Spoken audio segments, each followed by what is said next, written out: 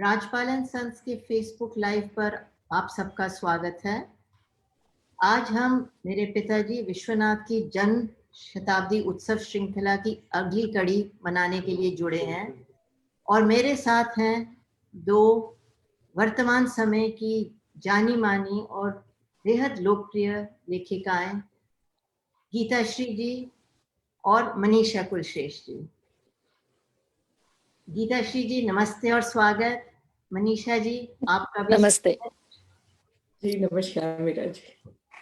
आप दोनों जुड़ी हैं आज की श्रृंखला में अपना समय निकाल के, इसके लिए बेहद बेहद धन्यवाद। ऐसा है कि मेरे पिताजी का जन्म 27 जुलाई 1920 को हुआ था, तो ये उनका जन्म शताब्दी वर्ष है। तो जुलाई 2020 से हम हर महीने की 27 को एक विशेष कार्यक्रम उनकी याद में करते हैं। तो आज हमने सोचा कि उनको याद करते हुए जो उनके प्रकाशित लेखक हैं और जिनके साथ उनकी बहुत दोस्ती भी थी, उनकी रचनाओं के माध्यम से उन्हें याद करते हैं। तो उनकी रचनाएं पढ़ेंगी, एक रचना पढ़ेंगी मनीषा जी और एक पढ़ेंगी गीताश्री जी।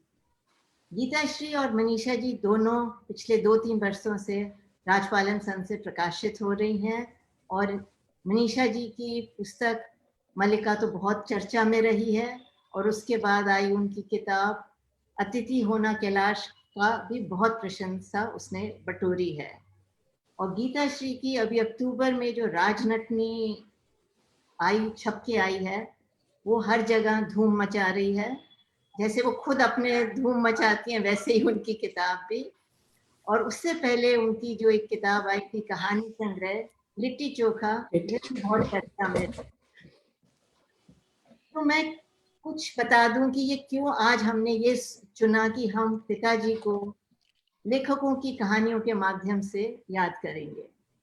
मेरे पिताजी हमेशा ये कहते थे कि प्रकाशन में जो उन्होंने उनकी सबसे बड़ी कमाई है वो आर्थिक लाभ नहीं है, वो है कि जो उन्होंने लेखकों का स्नेह और दोस्ती पाई। करीबन 65 से 70 वर्ष तक वो राजपालन संघ का नेतृत्व उन्होंने संभाला और उसमें जाहिर है कि बहुत से लेखकों के साथ उनका संपर्क हुआ। और अच्छी बात यह है कि अधिकांश लेखकों के साथ उनके बहुत दोस्ताना संबंध हो गए थे और पारिवारिक संबंध भी, और उनका घरों में, हमारे घर में आना मिलना जुलना होता था। अमृतलाल नागर जी को तो मेरा भी सौभाग्य हुआ कि मैं कम से कम 3 बार उनसे मिली। नागर जी लखनऊ रहते थे, लेकिन जब भी दिल्ली आते तो पापा से मिलने उनके कार्यालय में आते। उनका कार्यालय कश्मीरी गेट में था, जहां आज भी हमारा कार्यालय स्थित है।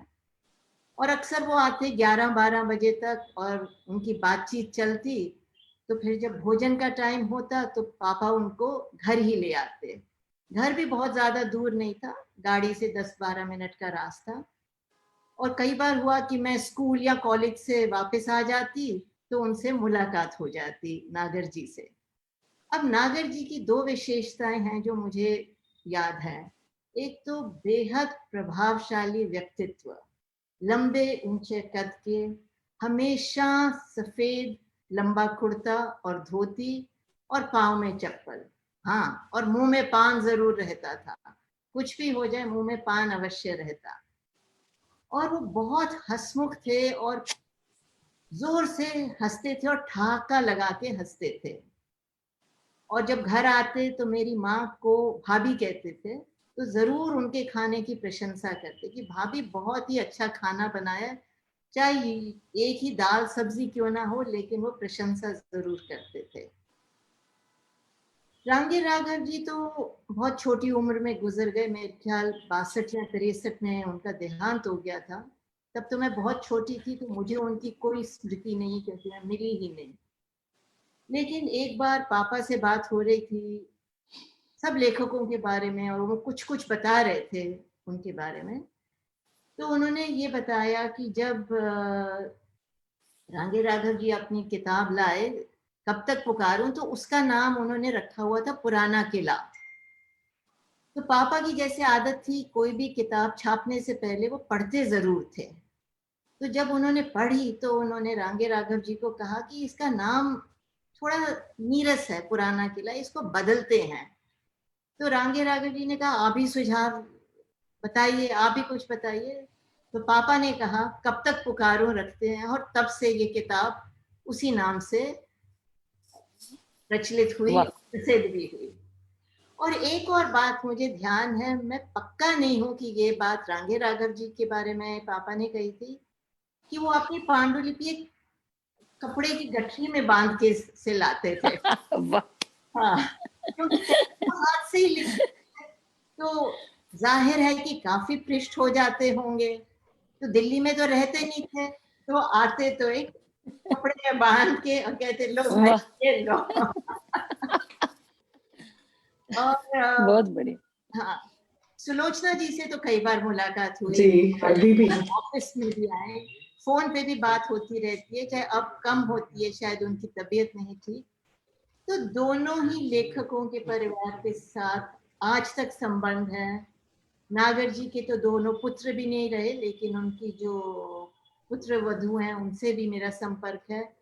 तो लंबी बहुत है फहरिस्त जो राजपाल एंड सन्स के लेखकों की, लेकिन आज हमने सोचा कि इन दोनों को ही चुनते हैं, और इन दोनों में से एक एक कहानी पढ़ के पापा को भी याद करते हैं, और नागर जी को भी, और रांगे राघव जी को भी। तो मनीषा जी, मैं पहले आपसे अनुरोध करूंगी कि आप जी रांगे मीरा जी। की कहानी पढ़ें। गीताश्री जी, जी इजाजत है?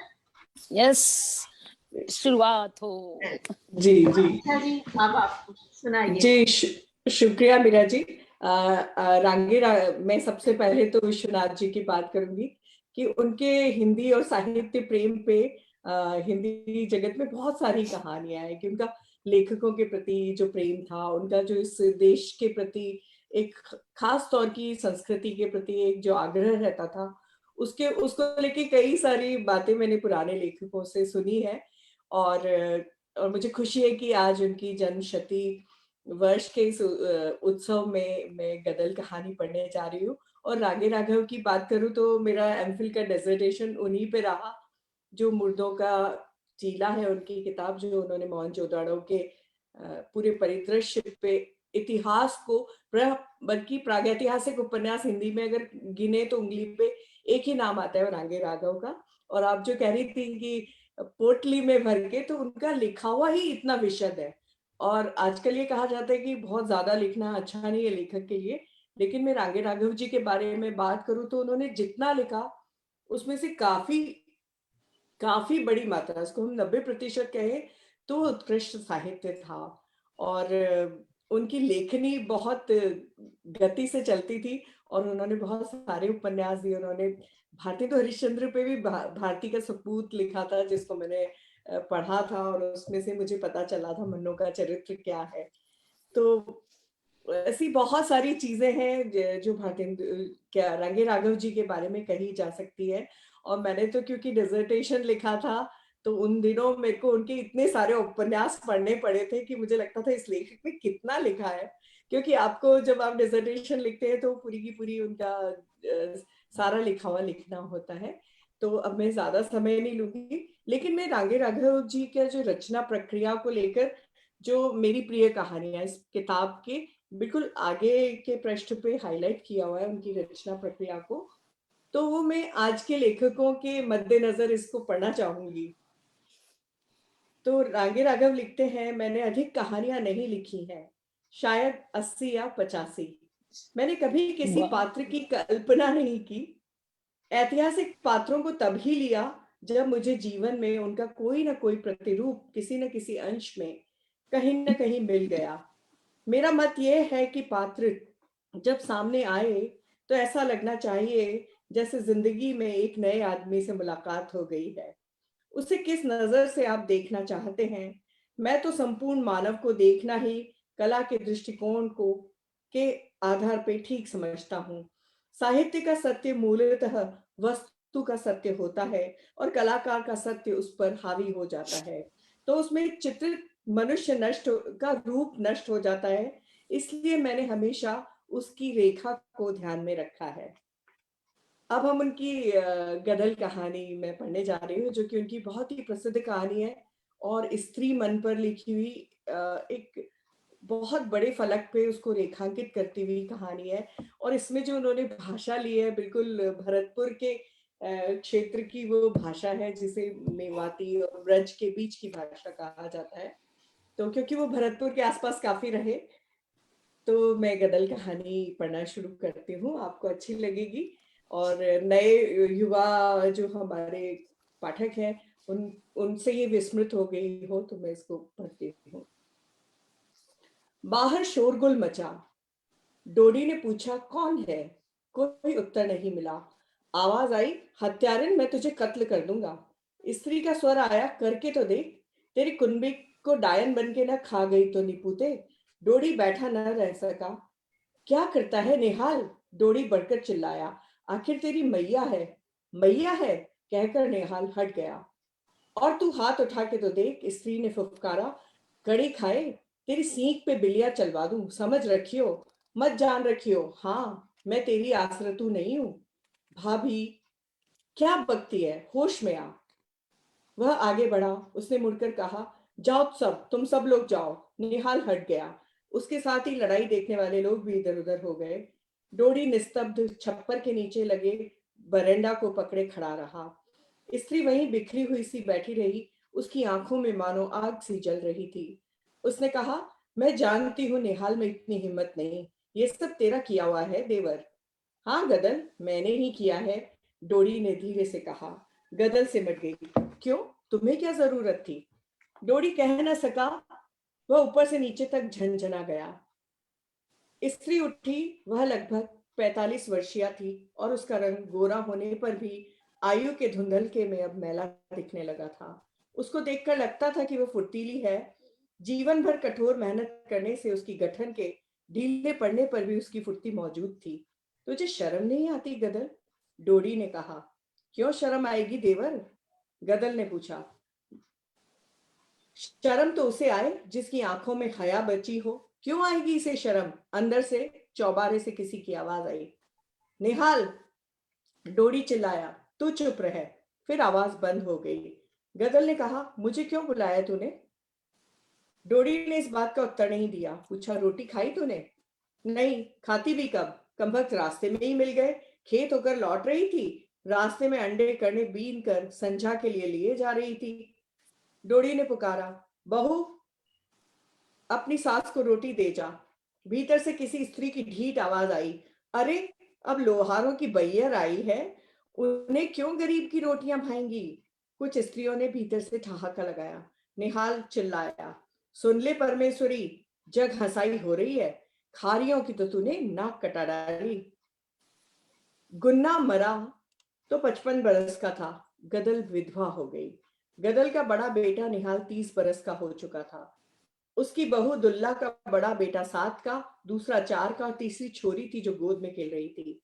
निहाल ने छोटी तरह ऊपर की निहाल की छोटी तरह ऊपर की 2 बहनें भी थीं, चंपा और चमेली, जिनका ब्याह हो चुका था। डोडी गुन्ना का सगा भाई था। बहू थी, बच्चे भी हुए, मगर सब मर गए। मगर और वह अकेला रह गया। उसने ब्याह नहीं किया। वह गदल के परिवार को ही अपना मानता रहा, गदल के ही चूल्हे पे खाता रहा। गदल जिसके घर जा बैठी थी, उसका पूरा कुनबा था। उसने गदल की उम्र नहीं देखी, बस ये देखा, खारी औरत है, पड़ी रहेगी, चूल्हे पर दम फूंकने वाली की जरूरत भी तो है। आज ही गदल सवेरे गई थी और शाम को उसके बेटे फिर उसको बांध लाए। उसके नए पति मौनी को भी पता नहीं हुआ होगा। मौनी रंडुआ था। उसकी भाभी जो पांव फैलाकर मटक मटक कर छाछ बिलोती थी। दुल्लो सुनेगी तो क्या कहेगी? गदल का मन विक्षोभ से भर गया। आधी रात हो चली थी। गदल वहीं पड़ी रही। डोडी भी वहीं बैठा बैठा चिलम फूंकता रहा। उसने सन्नाटे में डोडी से धीरे से कहा, डोडी ने उसे धीरे से कहा, गदल, क्या है? तू चली गई ना? गदल बोली नहीं। डोडी ने फिर कहा, सब चले जाते हैं। एक दिन तेरी देवरानी चली गई, फिर एक एक करके तेरे भतीजे चले गए, भैया भी चला गया, पर तू जैसी गई ना, वैसा तो कोई नहीं जाता है। जग हंसता है, जानती है। गदल बुदबुदाई, जग हंसाई से मैं नहीं डरती। जब 14 की थी तब तेरा भैया मुझे गांव में देख कर गया था। तू उसके साथ तेल पिया लठ लेकर मुझे लेने आया था ना। मैं आई कि नहीं।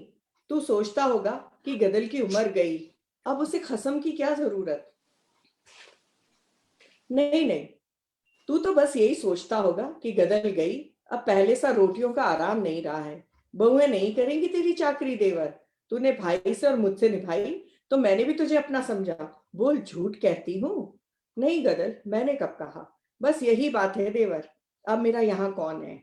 मेरा मर्द तो मर गया, जीते जी मैंने उसकी चाकरी की। अब ये लड़के ये बहुएं मेरे से इनकी गुलामी नहीं होती है। पर क्या ये सब तेरी औलाद नहीं है बावरी। बिल्ली तक अपने जायों के लिए 7 घर उलटफेर करती है। फिर तू तो मानुष है, तेरी माया ममता कहाँ चली गई। देवर, तेरी कहाँ चली गई जो तूने फिर ब्याह न किया। गदल में बुढ़ा हूं, तू कायर है। तेरा भैया में तेरा मरा कारज किया बेटे ने। जब सब हो गया तो तू क्या मुझे रोक नहीं सकता था। तूने पेट के लिए मुझे पराई ड्योढ़ी लंघवाई है। मैं डरता था। क्यों भला। गदल में बुढ़ा हूं, डरता था कि जग हंसेगा। बेटे सोचेंगे कि शायद चाचा का अम्मा से पहले से नाता था, तभी चाचा ने दूसरा ब्याह नहीं किया। गदल, भैया की भी तो बदनामी होती। अरे चल रहने दे, भैया का बड़ा ख्याल रहा। हठात डोडी का स्वर बदल गया। मेरे रहते तू पराए मर्द के जा बैठेगी। हाँ, अब के तो कह, 100 बार कहूंगी लाला।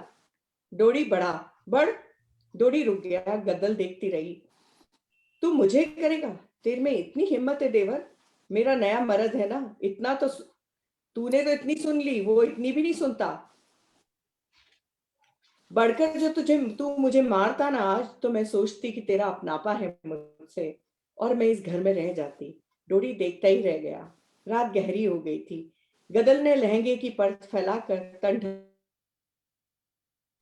ओसारे में दुल्लो ने अंगड़ाई लेकर कहा, आ गई देवरानी जी, रात को कहाँ रही।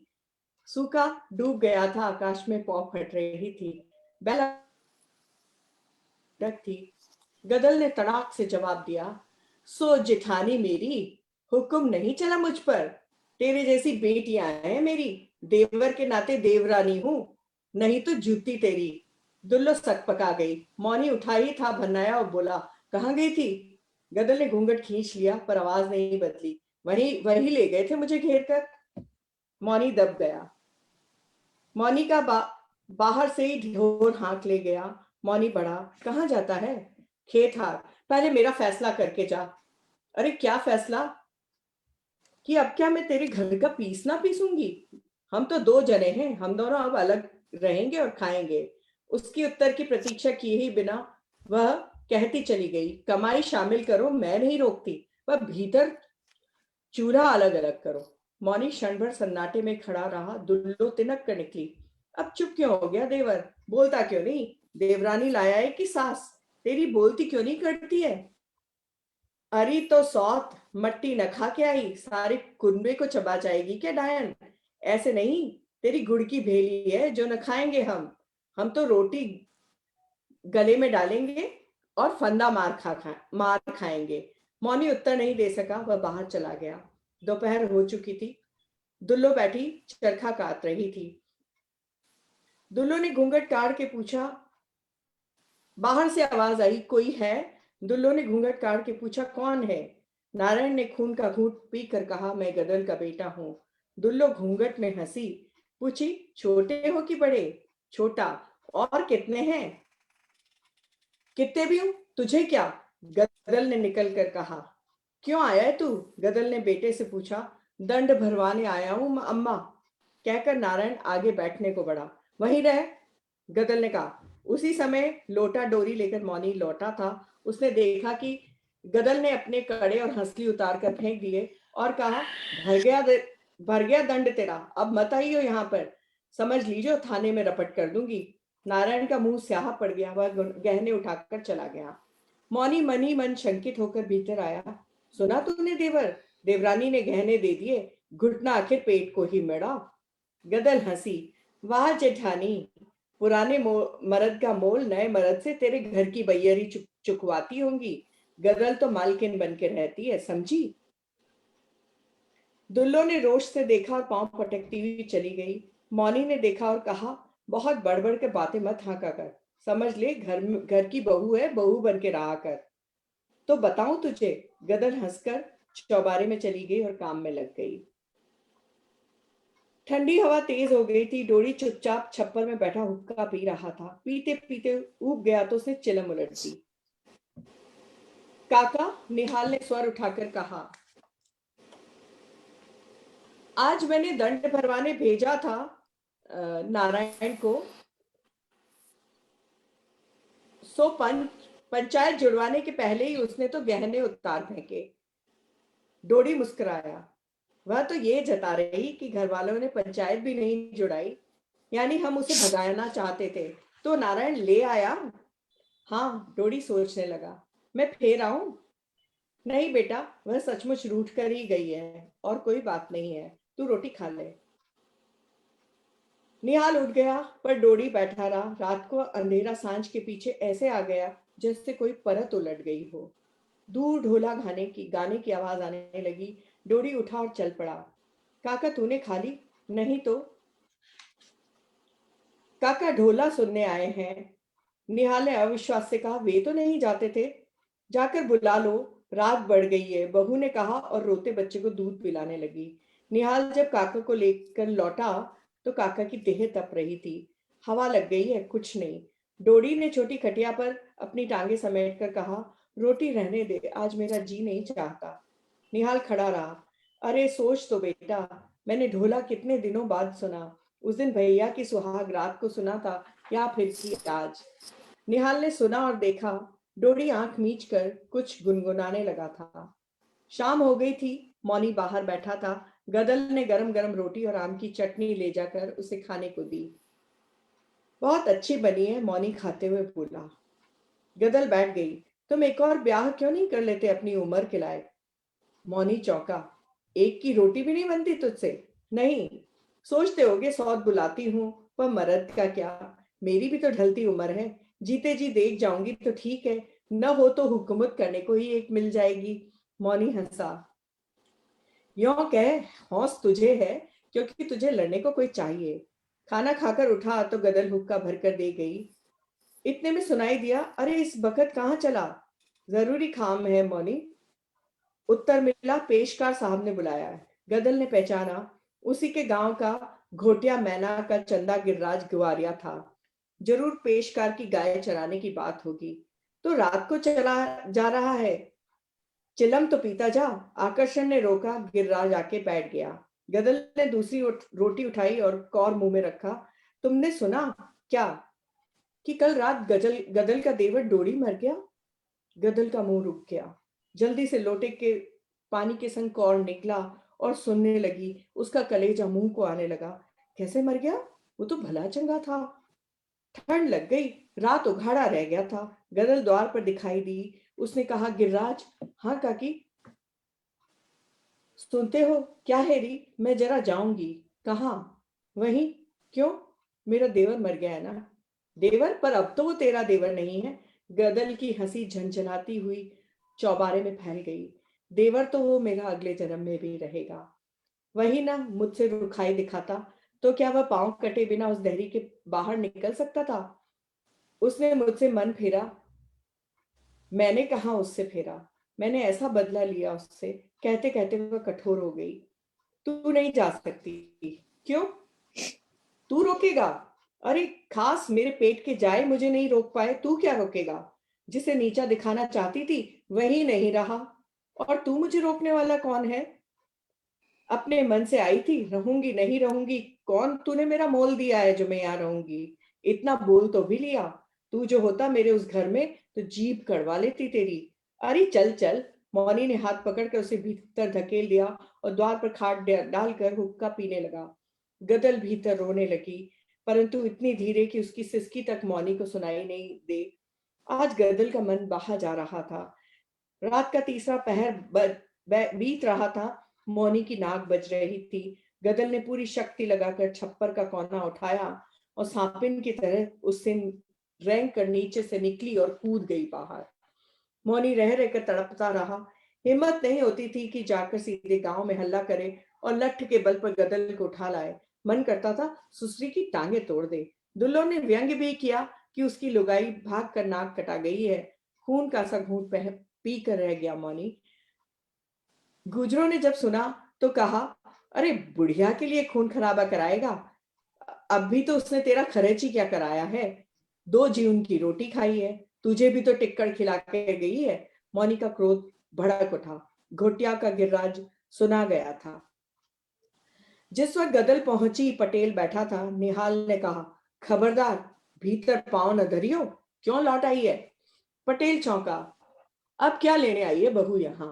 गदल बैठ गई। जब छोटी थी तो मेरा देवर लठ बांधकर मेरे खसम के साथ आया था, इसी के हाथ देखती रह गई थी मैं।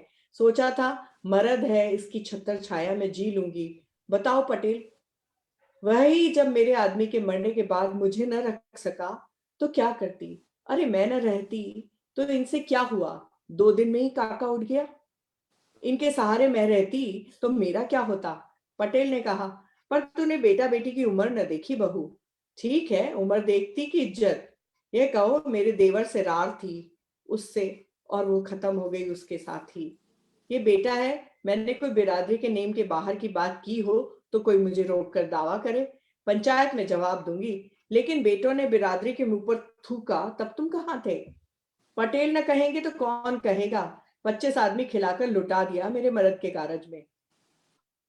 पर पगली, ये तो सरकार का कानून था। निहाल गर्जा, कानून था कि तुम कायर थे। कायर? हम कायर और तू सिंघनी है क्या। हाँ मैं सिंघनी हूं। गदल तड़पी, बोल तुझ में हिम्मत है, बोल। वह भी चिल्लाया, जा बिरादरी कारज में नौका न्योता दे दे काका के। निहाल सकपका गया और बोला, पुलिस? बस इतनी ही हिम्मत है, लुगाई बकती है, गोली चली तो। गदल ने कहा, धर्म धुरंधरों ने तो डुबा ही दी, सारी गुजरात ही डूब गई माधो। अब किसी का आसरा नहीं बचा, कायर ही कायर बसे हैं। फिर अचानक कहा, मैं करूं प्रबंध, तू? हाँ मैं। और उसकी आंखों में पानी भर आया। वह मरते वक्त मेरा ही नाम तो लेते गया था, तो क्या मैं उसका प्रबंध नहीं करूंगी। मौनी आश्चर्य में था। गिरिराज ने बताया कि कारज का जोरदार इंतजाम है, गदल ने दरोगा को रिश्वत दी है। गिरिराज चला गया पर मौनी के मन में विष भर गया। उसने उठते हुए कहा, तो गदल तेरी भी मन की होने दूं, सो गोला का नहीं हूं, मैं मौनी हूं। दरोगा का मुंह बंद कर दे, पर उसके ऊपर भी एक दरबार है, मैं कस्बे से बड़े दरोगा से शिकायत करूंगा। कारज हो रहा था, पाते बैठती जीमती उठ जाती, कड़ाव में पुए उतरते, बाहर मर्द इंतजाम कर रहे थे, खिला रहे थे। निहाल और नारायण ने लड़ाई में महंगा अनाज बेचकर जो घड़ों में नोटों की चांदी बनाकर डाली थी वह निकली और बोहरे का कर्ज चढ़ा।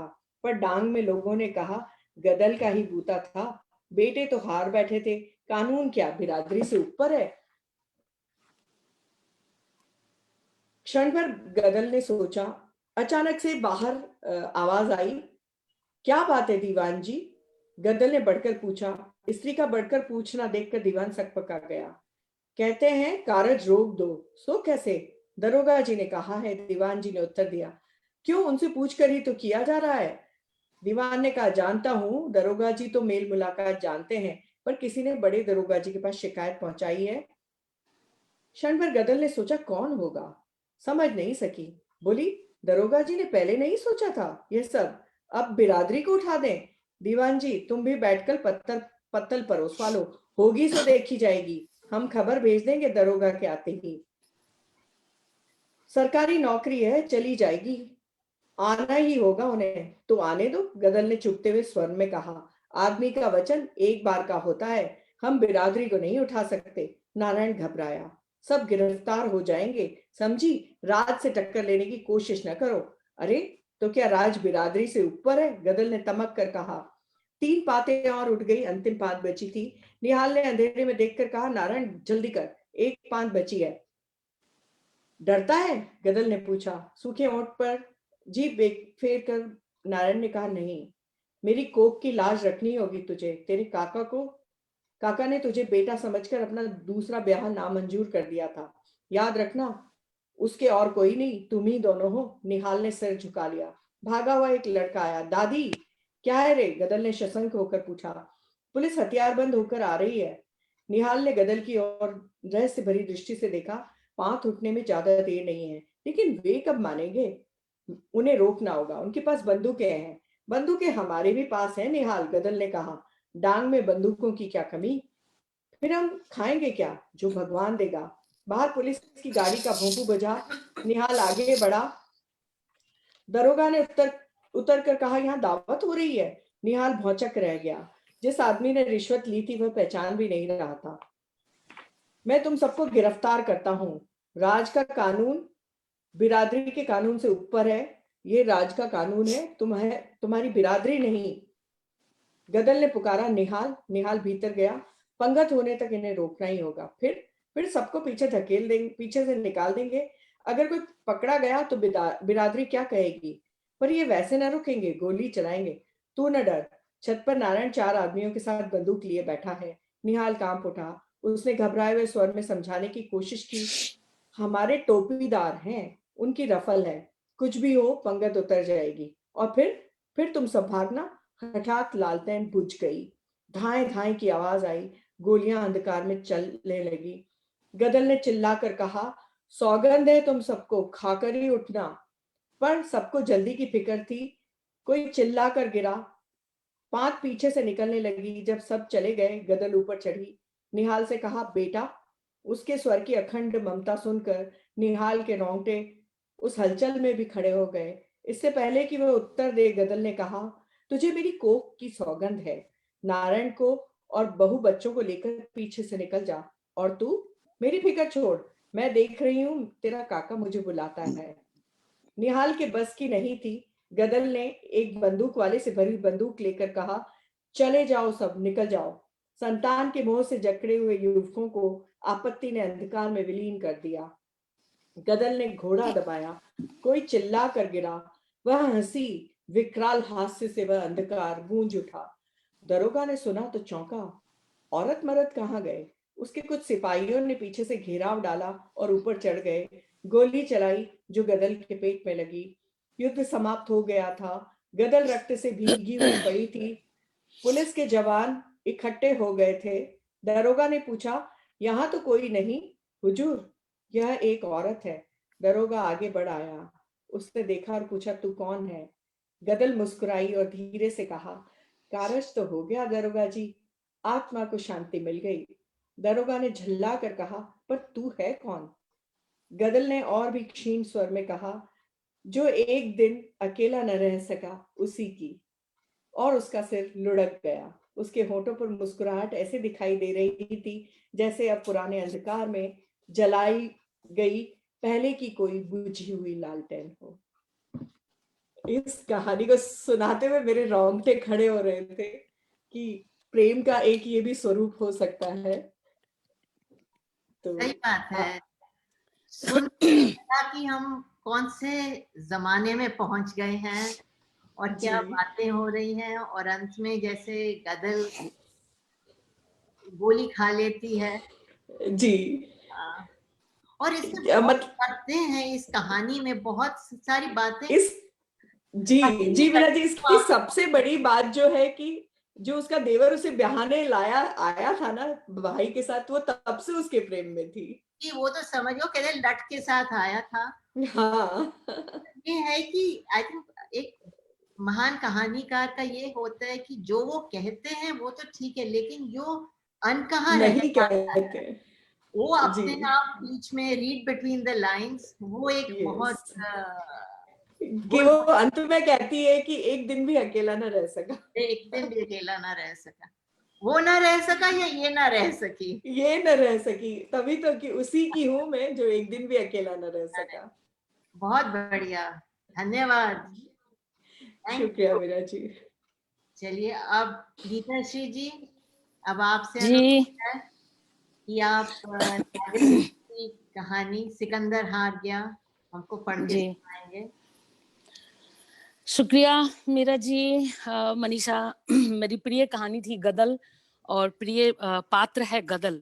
और मैं इससे जी, इनकार जी। नहीं करूंगी कि गदल की छाया मेरे हर नायिका में कहीं ना कहीं आती है। गदल गदल किसी न किसी रूप में मेरी नायिकाओं में प्रवेश करती है। उसका साहस, उसका प्रेम, उसकी पूरी पर्सनालिटी से मेरी कहानियां बहुत इंस्पायर होती हैं।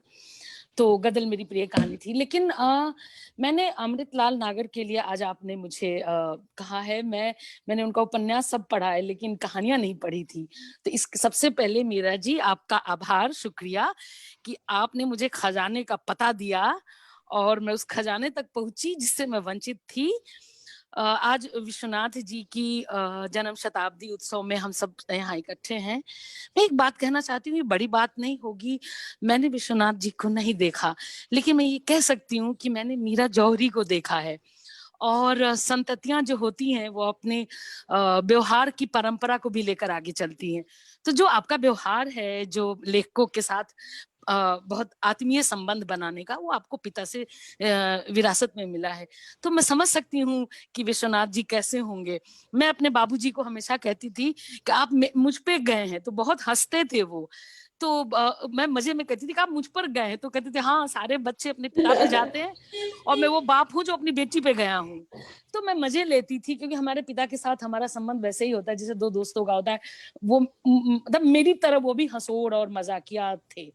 तो मैं आपको देखकर ये कह सकती हूँ कि विश्वनाथ जी का लेखकों के साथ कितना अच्छा संबंध रहा होगा। और आज मैं जिन लेखक के बारे में बात करने जा रही हूँ, अमृतलाल नागर, संयोग देखिए कि 1916 में नागर जी पैदा हुए, 1920 में विश्वनाथ जी।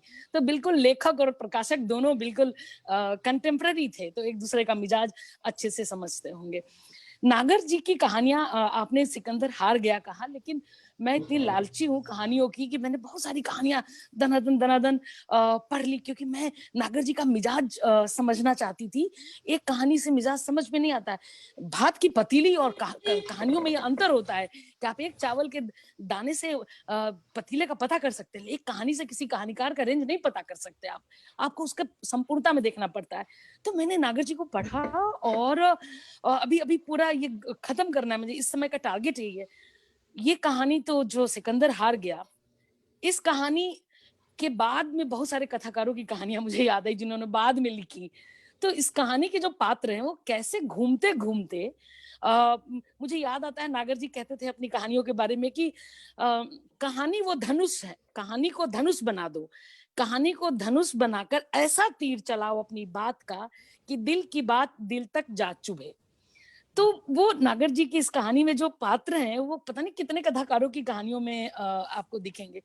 नागर जी के बारे में 2 लाइन में ये एक बात कहना चाहती हूँ कहानी सुनाने से पहले कि कई बार क्या होता है किसी किसी रचनाकार की जो संवेदना होती है ना, वो आपके हृदय के झीने झीने जो पर्दे होते हैं ना, उसको हिला देते हैं। तो नागर जी की कहानियां जिसे मेरे भीतर के जो झीना झीना पर्दा है उसको ऐसे ऐसे ऐसे हिला हिला हिला गई है। तो मैंने उनको उनकी रचना प्रक्रिया पढ़ी कि सोचते क्या थे ये नागर जी। तो उसमें ये है कि वो कहते हैं कि तीन तीन सूत्र एक कथाकार सबके सबके सुनने लायक है। नागर जी ने अपनी जिंदगी में 3 सूत्र का पालन किया। एक, जब प्रेमचंद ने उन्हें सलाह दी, चूंकि नागर जी प्रेमचंदोत्तर कथा साहित्य के बाद आए, बाद के साहित्यकार हैं, तो उन्होंने प्रेमचंद अपने पूर्ववर्ती लोगों की बात गांठ बांधी। प्रेमचंद ने कहा कि जो लिखो वास्तविक लिखो, मैं तुमसे रियलिस्टिक कहानी चाहता हूँ। दूसरी, शरद चंद्र, आहा, उन्होंने कहा पहले फील करो, अनुभव करो, फिर लिखो। और तीसरी, कोई बाबा राम जी थे, उन्होंने इनसे कहा कि अपनी कलम से किसी की निंदा कभी मत करना। इन तीनों का निर्वाह वे जीवन भर करते रहे, जो आज के कथाकार नहीं करते हैं, जो आज अपनी कहानियों को दूसरे पर हमले का माध्यम भी बनाते हैं। ऐसे कई कथाकार हैं जो कहानी लिख के अपने बदला लेते हैं कथाकारों दूसरों से।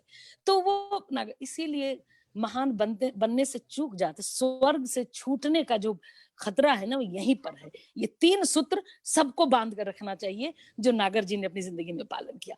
नागर जी की कहानी जो मैं सुनाने जा रही हूँ, इसको जब आप सुनेंगे तो देखेंगे किस तरह से सामाजिक विद्रूपताओं, विडंबनाएं और जो शोषण का की जो साजिशें हैं उसका पर्दाफाश करती हुई ये कहानी है। और खांटी लखनवी अमृतलाल नागर खांटी लखनवी थे, लेकिन जब उर्दू में व्यंग लिखते थे, लेख लिखते थे, स्केच बनाते थे, तो पता है क्या नाम रखते थे?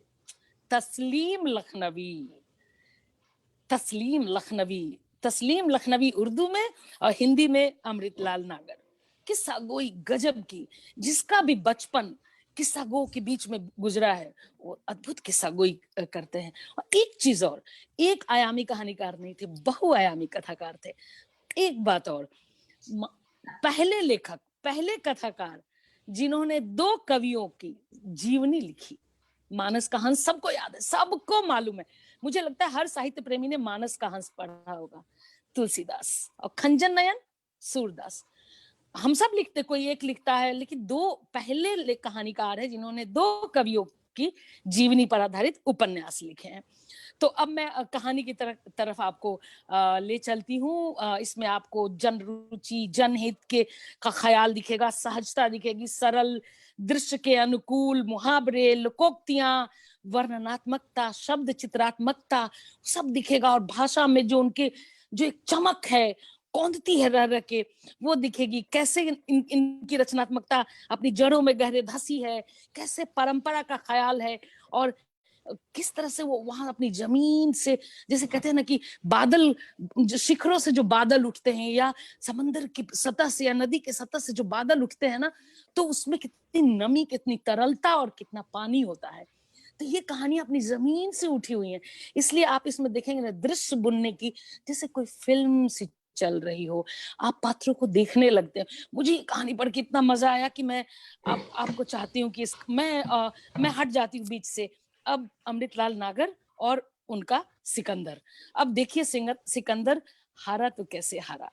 ये जो रेशमी झीना झीना पर्दा है आपके भीतर का, इसको हिला देगी ये कहानी। कहानी लंबी है, मैं बीच बीच में थोड़ी छोटी करूंगी, जो जहां जहां से एडिट करूंगी वो अपने मन में बना लीजिएगा। सिकंदर हार गया। मेरा सौभाग्य है कि मैं पिछले दिनों अग्निगर्भा पढ़ रही थी। मैंने राजपाल से मंगाया, किताब खरीदी मैंने कोरोना काल में। अब अग्निगर्भा पढ़ रही थी कि मुझे पता चला मुझे अमृतलाल नागर की कहानी पढ़नी है। तो क्या बात है, संयोग इसे कहते हैं। सिकंदर हार गया। अपने जमाने से जीवनलाल का अनोखा संबंध था। जमाना उनका दोस्त और दुश्मन एक साथ था। उनका बड़े से बड़ा निंदक एक जगह पर उनकी प्रशंसा करने के लिए बाध्य था, और दूसरी ओर उन पर अपनी जान निसार करने वाला उनका बड़े से बड़ा प्रशंसक किसी न किसी बात के लिए उनकी निंदा करने से बाज नहीं आता था, भले ही ऐसा करने में उसे दुखी क्यों ना हो, परिचित हो या अपरिचित, चाहे जीवनलाल का शत्रु ही क्यों ना हो। अगर मुसीबत में है तो वह बेकहे बुलाए आधी रात को भी तन मन धन से उसकी सहायता करने के लिए तैयार हो जाते थे। उस समय वे अपने नफे नुकसान की तनिक भी परवाह न करते थे, लेकिन व्यवहार में ये बड़ी ओछी तबीयत के थे। अपने टके के लाभ के लिए किसी की हजारों की हानि करा देने में उन्हें तनिक भी हानि न होती थी। वह स्त्री के संबंध में भी बड़े मनमाने थे। इज्जत आबरूदार लोग उनसे अपने घर की स्त्रियों का परिचय कराने में हिचकते थे, और ऐसा करने पर भी वे प्रायः जीवनलाल से जीत नहीं पाते थे। शहर के कई प्रतिष्ठित धनी मानियों की घरेलू अथवा व्यवसायिक अथवा दोनों तरह की आबरूओं को उन्होंने अपने खूबसूरत शिकंजे में जकड़ रखा था। वह भी इस तरह कि हम मासूम हैं, तुम्हारे गुनाह में फंसाए गए हैं, खुद गुनहगार नहीं। जीमर बाबू तकदीर के सिकंदर थे। बहुत से पुरुष सुंदर होते हैं, मगर अक्सर वे ही स्त्रियों को अपनी ओर आकर्षित कर पाते हैं जिनका सौंदर्य नारी जैसा कोमल न होकर पुरुष जैसा कठोर होता है। ऐसे लोग पुरुषों के बीच में अपनी छाप छोड़ते हैं और स्त्रियों में धाक जमाते हैं। जीवनलाल ऐसा ही रूप और डील डॉल लेकर एक मामूली से कलर के यहाँ जन्मे थे। अपने स्कूल कॉलेज के जीवन में वो न कभी फेल हुए और न प्रोमोटेड जैसी निचली श्रेणी में ही पास हुए, मगर अध्ययन प्रिय लड़कों में उनकी गिनती कभी नहीं हुई। हाँ, खेल कूद नाटक जलसे जैसे कामों में वे हमेशा चोटी के लीडर माने गए, और यहीं से बड़े बड़े घरों के सहपाठियों के सहारे उनके घर में उनका आना जाना भी आरंभ हुआ। शुरू से ही उन्हें ऊंची हैसियत वालों का साथ पसंद था। 10 वर्ष पहले जीवनलाल ने एक नए स्थापित होने वाले ईंटों के भट्ठे पर कलरकी से अपना जीवन आरंभ किया था, और आज वे स्वयं अपने भट्ठे के मालिक, रेलवे के बड़े ठेकेदार और अब शहरी इमारतों के भी ठेकेदार हो गए थे। शहर में उनके 8 मकान किराए पर उठे हुए थे। खुद अपने लिए भी एक छोटी सी अमेरिकन स्टाइल की खूबसूरत बंगलिया उन्होंने बनवा ली थी। एक गाड़ी भी थी। रहन सहन ठाटदार था। जीवनलाल देखते ही देखते नगर के प्रसिद्ध व्यक्तियों में से एक हो गए थे। प्रकाश ब्रिक वर्क्स के मालिक लाला शंभुनाथ उनके एक सहपाठी के चचेरे भाई थे। तभी से दोस्ती हो गई थी। लाला शंभुनाथ यूं तो स्वयं भी एक लखपति घराने के ही थे, लेकिन उनका विवाह एक ऐसे घर की इकलौती लड़की से हुआ जो उत्तराधिकार में इतनी संपदा लाई थी जितनी उनके सम्मिलित कुटुंब की थी। शंभुनाथ बड़े गंभीर, दुनियादार और कुशल व्यवसाय बुद्धि के थे। उन्होंने अपनी पत्नी की जायदाद को अपने श्रम से कुछ अधिक बढ़ाया। उनकी पत्नी प्रकाशो बीबी यूं बड़ी पति परायण थी, पर उनके घमंड से पति परमेश्वर को भी दबना पड़ता था। शंभुनाथ ने अपनी पत्नी से बकायदा लिखा पढ़ी करके 25,000 रुपया लिया और ईंटों का भट्टा खोला। जीवनलाल उन दिनों काम की तलाश में भटक रहे थे। संयोग से शंभुनाथ मिल गए। बातों बातों में जीवनलाल ने कहा, यार कोई काम बताओ। तो शंभुनाथ ने कहा, मेरे भट्टे का हिसाब किताब संभालो, अभी 100 रुपए दूंगा, बाद में काम जम जाने पर बढ़ा दूंगा। जीवनलाल जब प्रकाश ब्रिक वर्क्स के क्लर्क बने, उस समय शंभुनाथ की आयु 35-36 के लगभग थी। उनकी पत्नी उनसे 5-6 वर्ष छोटी थी। वे 4 बच्चों के पिता थे। जीवनलाल आयु में दोनों से छोटा 25 वर्ष का था, इसलिए घर में बच्चों का चाचा बनकर प्रवेश किया। लाला शंभुनाथ तौल्य वाली नजर रखने के बावजूद शक्की स्वभाव के थे। वे शुरू से ही अपने आप को जीवनलाल के व्यक्तित्व की चुंबक शक्ति से बचाते रहे। फिर भी उन्होंने अपने को क्रमशः उनके वश में होते हुए पाया। वे उन्हें छोटे भाई की तरह प्यार करने लगे। 5 वर्षों के अंदर ही जीवनलाल अत्यंत आवश्यक व्यक्ति बन गए शंभूलाल के लिए। उनके काम, व्यवहार, ईमानदारी और कठिन परिश्रमी वृत्ति पर रीझ कर लाला शंभुनाथ ने जब उन्हें अपना पूरा विश्वास दे दिया, तब एक दिन अचानक उन्हें महसूस हुआ कि वे अपने जीवन का सबसे करारा धोखा खा गए। उनका अत्यधिक विश्वास पात्र कर्मचारी उनकी अत्यधिक विश्वास पात्री गृह लक्ष्मी के प्रेम का साझेदार बन गया था। प्रकाशो बीबी यूं पुरुष सुख की भूखी या अधिक बदनीयत न थी। उन्हें अपने बाल बच्चेदार और कुलीन होने का भी चौकस होश था। पर हुआ यह कि चतुर, दबंग और दूसरों पर हुकूमत करने वाली नारी अपने जीवन में पहली बार किसी पुरुष को सच्चा आदर भाव देने के लिए अपने आप से मजबूर हो गई थी। भट्टे का हिसाब किताब संभालते संभालते जीवनलाल शंभुनाथ की दौड़ धूप बचाने के लिए अक्सर प्रकाशो बीबी की जायदाद का काम भी संभालने लगे। उनकी सलाहों पर चलकर जहां शंभुनाथ को अपने धंधे में लाभ मिला, वहां ही प्रकाशो बीबी के बैंक के खाते में भी ऐसी बढ़ोतरी दिखाई दी कि प्रकाशो बीबी ने अपने पति पर दबाव डालकर जीवनलाल को उनके भट्टे की नौकरी से हटाकर अपनी जायदाद और पैतृक काम धंधे का मैनेजर बना दिया। उन्होंने कुछ एक जायदाद की खरीद बेची में प्रकाशो बीबी को कुछ ही महीनों में 5.5 लाख रुपयों का धनी बना दिया।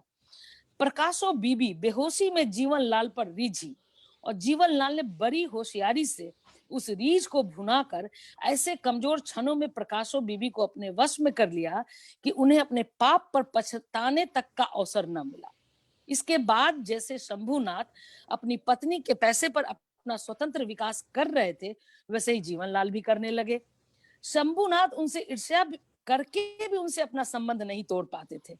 प्रकाश ब्रिक्स वर्क्स फर्म के अधीन ही उन्होंने रेलवे की इमारतें बनाने का ठेका प्रकाशो बीबी के पैसे के बूते किया। मुनाफे में 8 आने अपने, 6 प्रकाश बीबी के और 2 आने शंभुनाथ के भी रखे। इन ठेकों का खाता अलग था, फर्म का नाम एक ही था।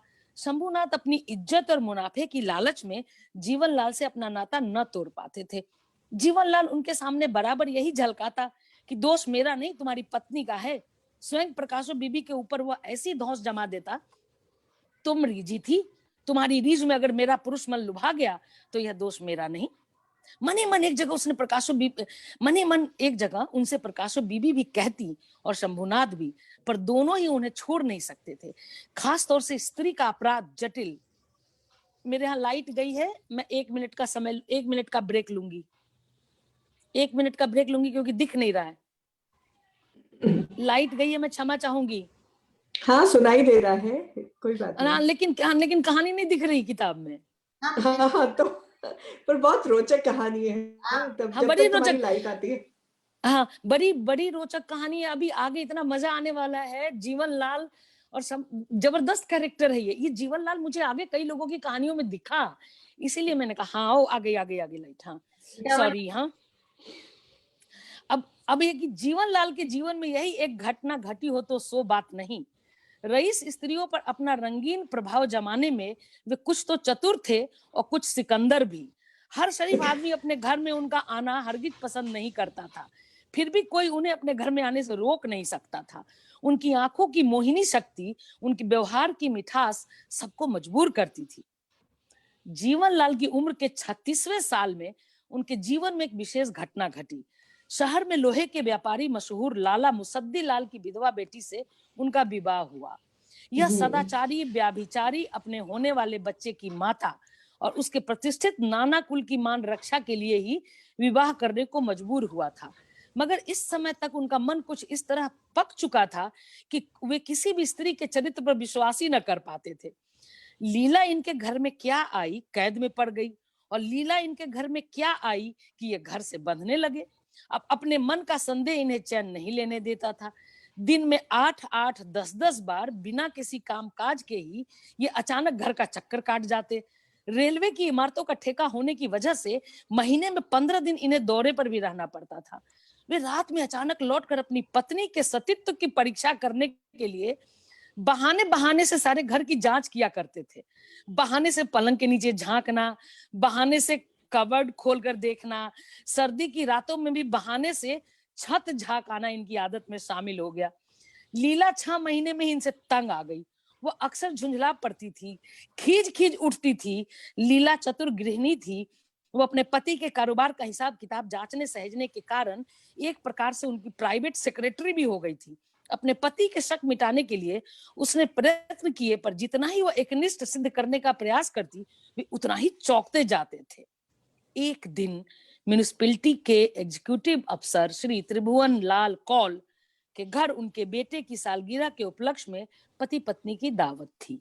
अपने बच्चे विवेक को आया की निगरानी में घर छोड़कर वे लोग गए। कौल साहब ने मेहमान के लौट जाने के बाद भी इन्हें रोके रखा। मिसेज कौल से लीला का घना बहनापा था। कुछ बिजनेस का मामला भी था। म्यूनिसिपल बोर्ड शहर में कुछ इमारतें बनवाने जा रहा था। घरेलू रिश्ते ने स्वार्थ का रिश्ता भी बांधा। कौल साहब के कारण ही जीवन लाल का 30 लाख का टेंडर मंजूर हो चुका था। इसीलिए जीवन लाल का कौल साहब से स्वार्थ अटका था और कौल का जीवन लाल से। जीवन लाल कौल साहब का आग्रह टाल नहीं सके थे। रात के 1 बजे घर लौटने पर कपड़े बदलते समय अचानक लीला ने उनसे कहा, तुम्हारे कौल साहब की नजर अच्छी नहीं। जीवन लाल के कलेजे में तीर बिंद गए। लीला ने आगे कहा, मनोरमा भी उनकी बद नजर को बढ़ावा देती है। जीवन लाल का खून बर्फ हो गया। लीला मिसेज कौल के साथ घर के अंदर ही बैठी रही थी। मिस्टर कौल उनसे बात करते हुए बीच में 5-6 बार घर के अंदर गए। एक बार तो 15 मिनट तक उन्हें अकेले ही बैठा रहना पड़ा था। यह सब उन्हें याद आने लगा। जीवन लाल गूंगे रह गए। एक दिन लीला अपने पिता के घर गई। शाम को जीवन लाल जब अपने घर लौट कर आए तो उन्होंने बड़ी उतावली के साथ अपनी ससुराल में फोन किया। पता लगा कि लीला वहां से कौल साहब के यहाँ गई है।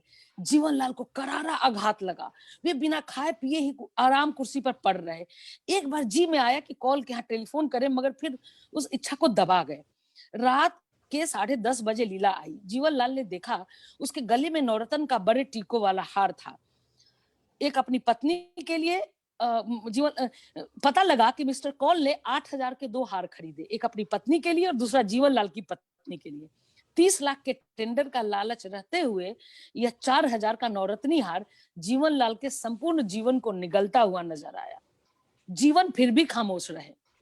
इसके बाद अक्सर ही वे जब घर लौट कर आते तो उन्हें नौकरों से, बच्चे की आया से यह खबर मिलती कि सेठानी साहब कौल साहब के यहाँ गई हैं।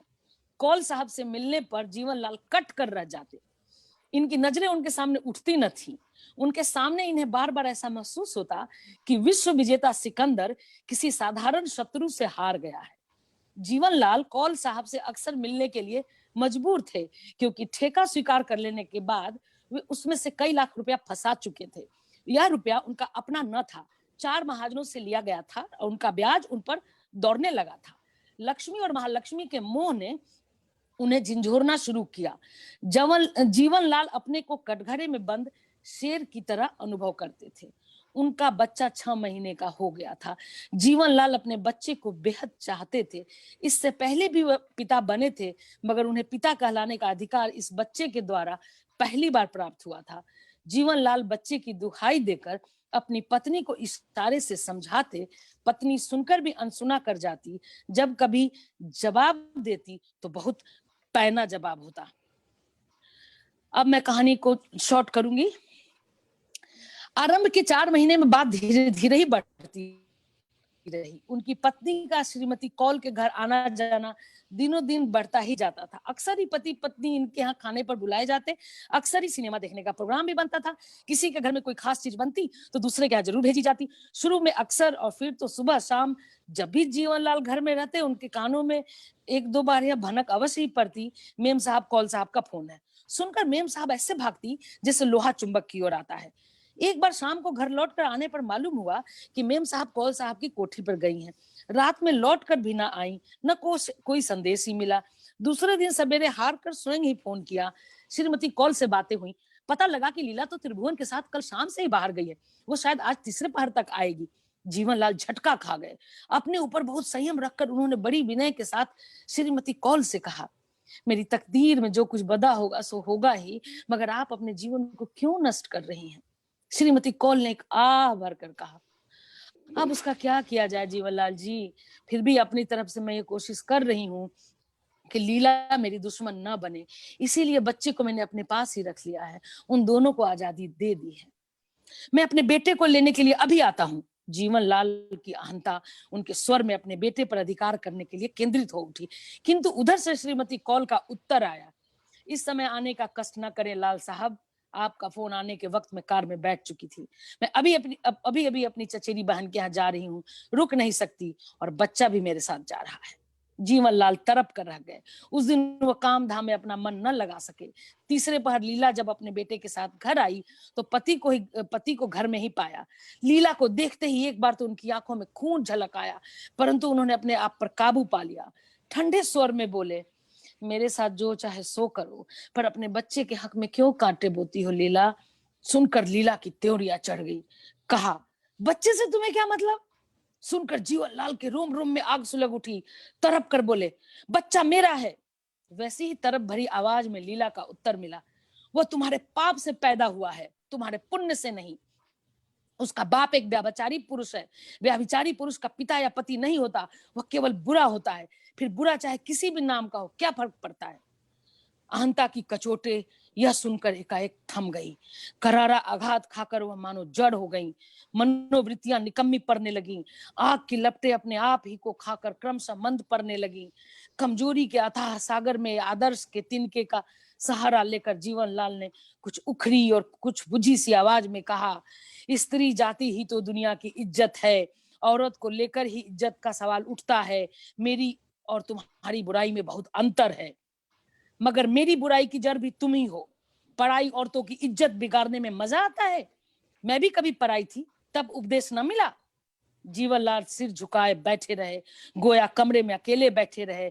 फिर तेजी से सिर झुकाकर बाहर चले गए। उन्होंने इस तरह झटके के साथ कुर्सी छोड़ी मानो पिस्तौल का ट्रिगर छोड़ा हो। इस तरह खटपट गए मानो गोली छूटी हो। अंतिम हिस्सा 10-11 महीनों में जीवनलाल का स्वास्थ्य गिर गया। उनके दोस्त अहबाब चिंता करने लगे। फिर भी पति के प्रति अपने व्यवहार का रूखापन कसाव लीला ने न छोड़ा। लीला इन्हें छेदने के लिए हरदम पैनी बनी रहती थी। लीला किसी भी बहाने सुना कर कौल द्वारा दी गई भेंटों का बखान करती। कई गहने, कई साड़ियां लीला और मिसेस कौल के एक से हो गए थे। बच्चे के लिए भी अक्सर आते आते बहुत से खिलौने त्रिभुवन कौल की भेंट के रूप में जमा हो चुके थे। लीला के कमरे में एक बेशकीमती वार्डरोब भी लीला की भेंट के रूप में जीवनलाल की दृष्टि में हरदम खुबा करता था।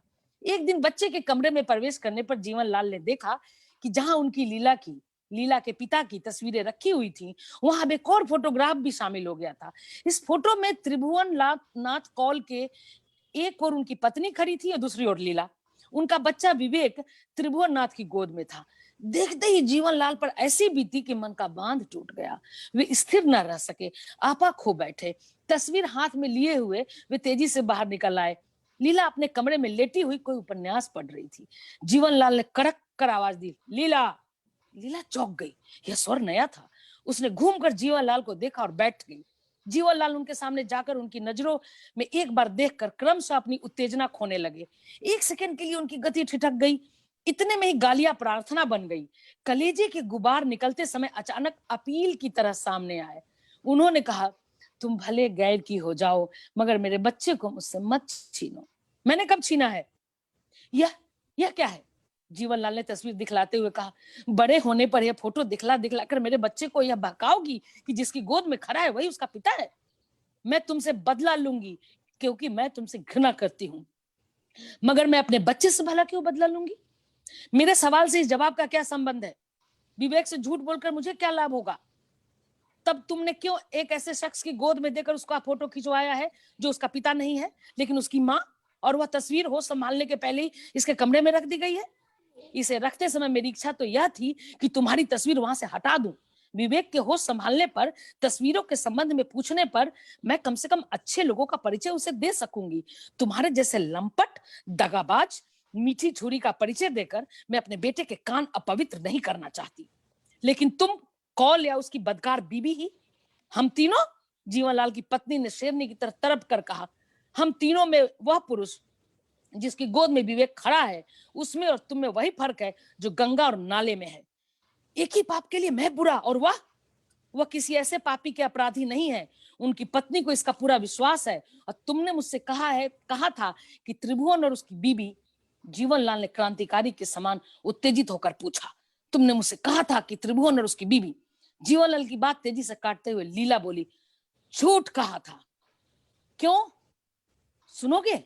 लीला बेहद पैने स्वर में बोली, मैं तुमसे घृणा करती हूँ। मेरा रोआ रोआ प्रतिहिंसा से हर समय सुलगा करता है। तुमने मुझे मीठे ठग की तरह लूटा, और जब मैं एक नई जान से मजबूर होकर तुम्हारे यहाँ आई तो तुम मेरे ऊपर शक और सुबह से मेरी निगरानी करने लगे। मेरे यहाँ आने के बाद भी खुद सब तरह के दुराचार करते हुए मुझे सतीत्व की जेल में कैद करना चाहा। मैं अपनी इच्छा से सती हूँ। एक पुरुष की पत्नी होना मेरे मिजाज को सुहाता है, यह अलग बात है, मगर तुम्हारे दबाए हरगिज न दबूंगी। यह सोचकर मैंने यह नाटक रचा। जो भेंटें कौल साहब के नाम से आई हैं, उसे मैंने अपने पिता के पैसे से खरीदी थी। जीवनलाल विश्वास अविश्वास की रस्साकसी से जर बन गए थे। कुछ क्षण बाद उन्होंने फिर पूछा, तुम्हारे और मिसेज कौल के कपड़े जेवर जो एक से थे? सहसा पासा पलट गया। सती पत्नी को दुराचारी पति की उदारता के सामने अपनी बदला लेने की संकीर्ण वृत्ति मन ही मन बुरी तरह से गड़ने लगी। हर व्यक्ति अपनी परिस्थितियों के अनुसार बुरा भी और भला भी। लोग दूसरों की बुराइयों को मारना चाहते हैं और अपनी बुराइयों के प्रति करुणा प्रकट करते हैं। यह कैसा अन्याय है! अगर जीवनलाल ने एक तरह से अन्याय किया है तो लीला ने दूसरी तरह से। लीला सोचने लगी कि वह नारी होकर भी बेहद कठोर है।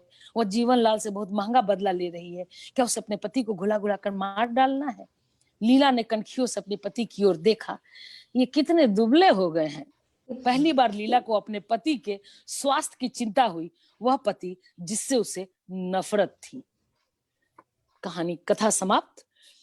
1967 में ये कहानी लिखी गई। आज भी जन्म के समय समाज भी वैसा ही है, लोग भी वैसा ही है, समस्याएं भी वही है। लीला भी आज है, जीवनलाल भी है, शंभुनाथ भी है। वही प्रवृत्तियां हैं, वही सतीत्व की चाह है स्त्री से। स्त्री को उसी तरह से शक शुभ से देखना। फिर लाइट गई, लेकिन हम बात कर सकते हैं। अब तो कहानी पढ़ना नहीं है तो हम बात कर सकते हैं। उत्तर प्रदेश में रहने का ये बहुत सुख है। ये उत्तर प्रदेश है। कि धूमिल की कविता याद कर लीजिए, यहाँ हर शाम अंधेरा होता है। ये उत्तर प्रदेश है जी। कथा समाप्त हुई। इसीलिए तो कहानी अमर है कि इतने वर्ष पहले लिखी, आज